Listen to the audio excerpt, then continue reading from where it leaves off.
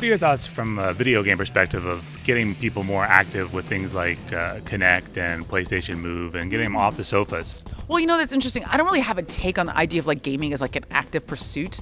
I know there are people for whom that's a really important concept and they really want to make gaming more active. I do love the concept of Kinect because I love the idea of controllerless gaming, but I play shooters, so I'm really looking for like the idea of being a superhero with in a controllerless world. So can I be, can I be Master Chief without having to hold a controller? Can I be, Dom in Gears of War without having to use a controller? And the idea of being able to like jump and run and shoot, hands-free, that's really exciting to me.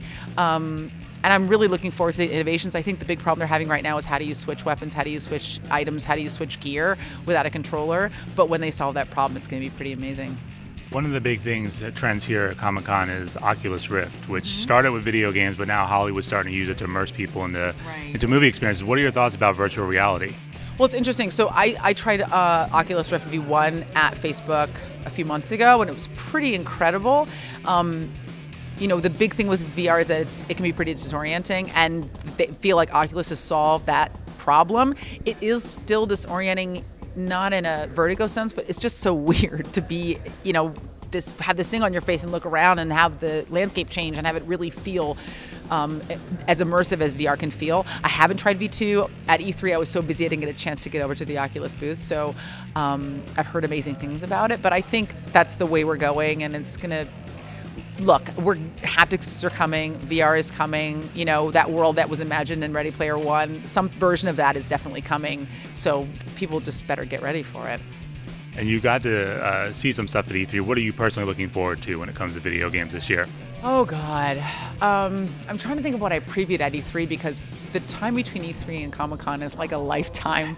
Some of the stuff that God, I'm trying to think of what I previewed that I was excited about. I definitely am super excited about the new Rainbow Six. I was a big R6 fan. I loved R6 Vegas, so that's a big one for me.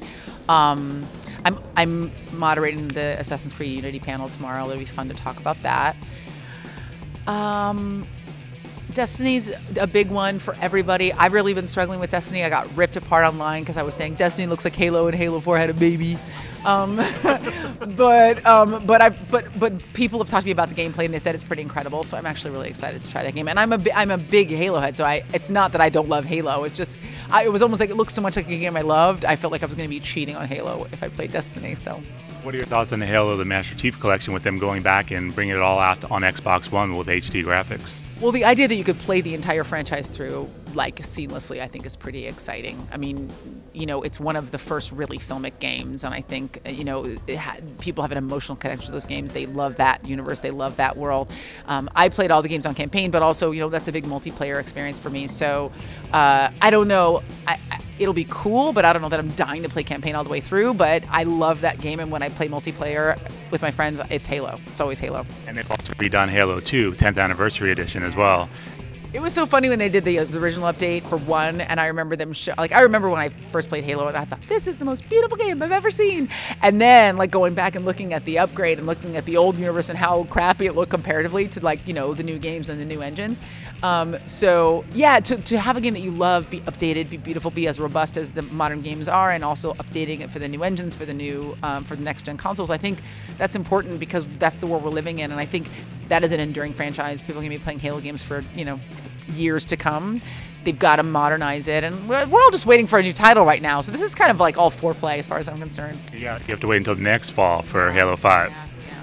Now, also part of this Xbox experience, last thing I want to ask you about is, what are your thoughts on the fact that esports and professional video gaming exists today as a career for people?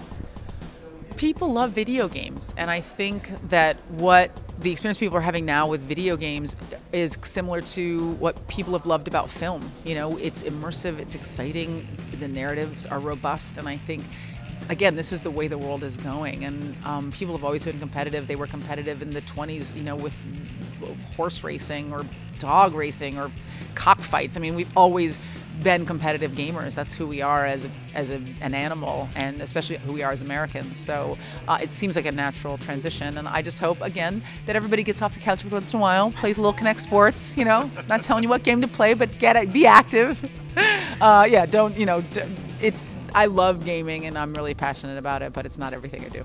But these guys can make, like a Halo Championship $1 million. They can make in one game. Well, God bless them. People have an unlimited amount of free bandwidth with which to do things.